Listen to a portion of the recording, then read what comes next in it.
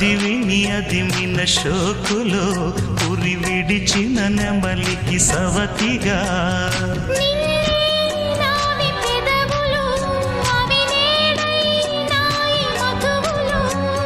రెండు నాయి తనువులు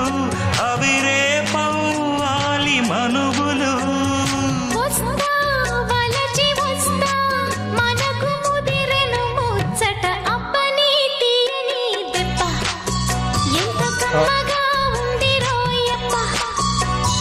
అమ్మ నేనున్న నీ బుగ్గ ఎంత లేదా